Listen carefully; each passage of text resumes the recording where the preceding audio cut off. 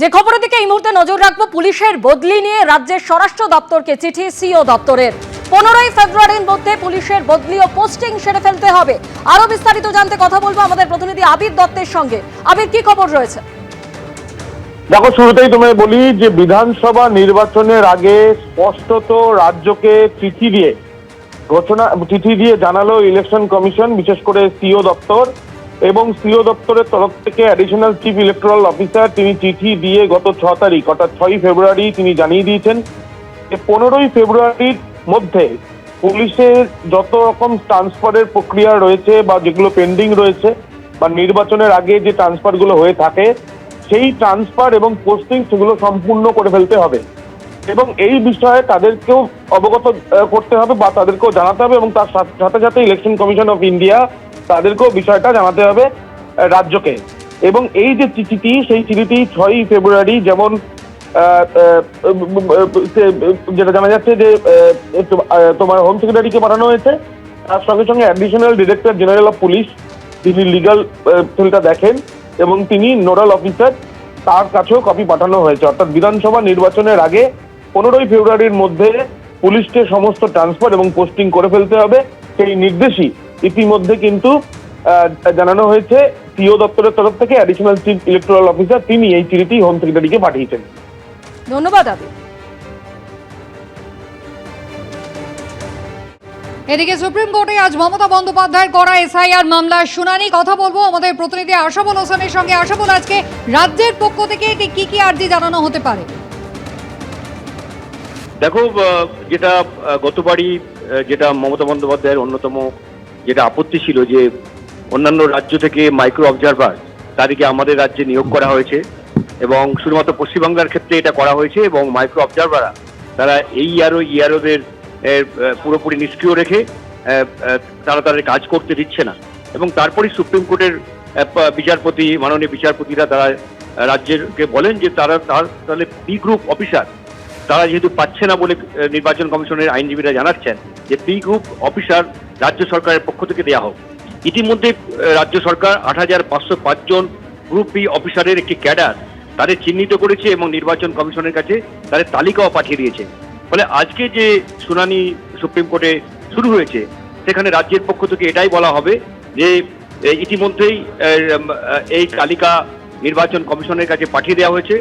ফলে মাইক্রো অবজারভাররা যে সমস্ত সিদ্ধান্ত ইতিমধ্যে নিয়েছেন সেই সমস্ত সিদ্ধান্তগুলোকে বাতিল করা হোক এবং তার বদলে যে এইআরও এবং ইআরও তাদের সিদ্ধান্তগুলোকে বহাল রাখা হোক।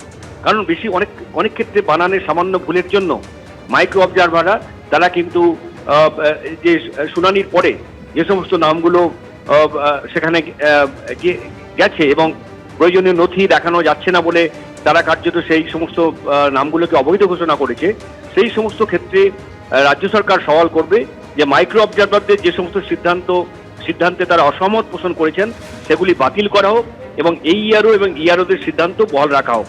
এবং দ্বিতীয় বিষয় যে হোয়াটসঅ্যাপকে সরকারি মাধ্যম হিসাবে ব্যবহার বন্ধ করা হোক, এই বিষয়টাও আজকে রাজ্য সরকার থেকে শুনানিতে বলা হবে। তৃতীয়ত যে বলা হবে যে শুধুমাত্র নামের অমিলের ভিত্তিতে কোনো নাম বাদ দেওয়া যাবে না। এর জন্য সরকার নির্বাচন কমিশনের কাছে একযোগ্য নির্দেশিকা জমা দেবে এবং সেই নির্দেশিকার ভিত্তিতেই প্রয়োজনীয় সিদ্ধান্ত নিতে হবে। পাশাপাশি যে ডোমিসাইল সার্টিফিকেট বা স্থায়ী বাসস্থানের শংসাপত্র জমা দেওয়ার কারণে বাতিল হওয়া সমস্ত আবেদন অবিলম্বে গ্রহণ করতে হবে। পাশাপাশি বাড়ি বরাদ্দের অনুমোদন পত্র গ্রহণ করা হোক, এই নিয়েও রাজ্য সরকারের পক্ষ থেকে সওয়াল করা হবে। ফলে যে বিষয়গুলো নিয়ে গতবার যে শুনানিতে মুখ্যমন্ত্রী তিনি সওয়াল করেছিলেন এবং কোথায় কোথায় তাদের আপত্তি রয়েছে, নির্বাচন কমিশনের কোন কোন সিদ্ধান্তে তাদের আপত্তি রয়েছে, সে সমস্ত বিষয়গুলো তুলে ধরেছিলেন। আজকে রাজ্য সরকারের পক্ষ থেকে বিশেষ করে মাইক্রো অবজারভার তাদের যে অন্যান্য রাজ্যের ক্ষেত্রে মাইক্রো অবজারভারদের নিয়োগ করা হয়নি, শুধুমাত্র পশ্চিমবাংলার ক্ষেত্রে করা হয়েছে এবং এইআরও ইআরওদের ক্ষমতা খর্ব করে তাদের মাথায় বসিয়ে দেওয়া হয়েছে এবং তারা বহু সিদ্ধান্ত একতরফাভাবে নিয়েছেন। ফলে সেই সিদ্ধান্তগুলো বাতিল করে এইআরও এবং ইআরওদের যে সিদ্ধান্ত সেই সিদ্ধান্তকে বৈধতা দেওয়া হোক, এই মর্মে জোরদার সওয়াল করা হবে। এবং আরেকটি ব্যাপার যে ছোটখাটো নামের ভুলের কারণে বহু মানুষের শুনানি করা হয়েছে এবং প্রয়োজনীয় নথিপত্র যেটা জমা দেওয়া হয়েছে সেগুলো গ্রহণ করা হয়নি। ফলে এই সব ক্ষেত্রে ছোটখাটো যে নামের ভুল, সেই নামের ভুলের কারণে যাদের সেই সমস্তগুলোকে নতুন করে পুনর্বিবেচনা করা হোক এবং এ ব্যাপারে রাজ্য সরকার একটি নির্দেশিকা জারি করবে এবং সেই নির্দেশিকাকে গ্রহণ করা হোক এবং হোয়াটসঅ্যাপের মাধ্যমে নানা তথ্য নির্বাচন কমিশনের থেকে নতুন নতুন আপডেট যে আধিকারিকদের, নির্বাচনী আধিকারিকদের বা নির্বাচন সংক্রান্ত কাজে যে বিএলআরও যুক্ত রয়েছেন তাদের কাছে পাঠানো হচ্ছে। কিন্তু সরকারের আজকে আবেদন করবে যে নিয়ম মেনে সরকারি বিজ্ঞপ্তি যেভাবে প্রকাশ করা হয় সেইভাবেই মেমো নম্বর, তারিখ সহ সরকারি লেটারে জারি করা হোক বিজ্ঞপ্তিগুলো। কোনো হোয়াটসঅ্যাপের মাধ্যমে সেগুলো জারি করা যাবে না এবং স্বচ্ছতা ও জবাবদিহিতার জন্য সমস্ত নির্দেশাবলী তাদের সরকারি ওয়েবসাইটে প্রকাশ করতে হবে। এই মর্ম রাজ্য সরকারের পক্ষ থেকে সওয়াল করা হবে বলে সূত্র মারফত জানা যাচ্ছে। একেবারে আশাবল, তোমার কাছে আমি আরো একটু নির্দিষ্টভাবে জানতে চাইবো যে মমতা বন্দ্যোপাধ্যায় বুধবার যখন শুনানিতে অংশ নিয়েছিলেন সেখানে মাইক্রো অবজারভারদের নিয়োগ নিয়ে তিনি সরাসরি একটা অভিযোগ করেছিলেন এবং প্রধান বিচারপতির বেঞ্চের পক্ষ থেকে পরামর্শ দেওয়া হয়েছিল যাতে এ রাজ্য থেকে সরকারি অফিসার গ্রেড বি অফিসার দেওয়া হয়। সেই তালিকা ইতিমধ্যেই রাজ্যের পক্ষ থেকে পাঠানো হয়েছে এবং এই মাইক্রো অবজারভারদের ক্ষমতা যাতে খর্ব করা হয় ইআরও এবং এইআরও তাদের বক্তব্যকে যেন গুরুত্ব দেওয়া হয়, আজ কিন্তু সেই আর্জি আদালতে জানাতে পারে রাজ্য সরকার। জলপাইগুড়ির ডাবগ্রামে প্রশিক্ষণরত সিভিক ভলেন্টিয়ারের রহস্য মৃত্যু ঘিরে চাঞ্চল্য। মাথা ভাঙার বাসিন্দা পঙ্কজ বর্মনের মৃতদেহ আটকে রেখে বিক্ষোভ প্রশিক্ষণরত সিভিক ভলেন্টিয়ারদের। ডাবগ্রামের সশস্ত্র বাহিনীর ব্যারাকে বিক্ষোভ। প্রশিক্ষণরত সিভিক ভলেন্টিয়ারদের উপর প্রচন্ড মানসিক চাপ দেওয়ার অভিযোগ।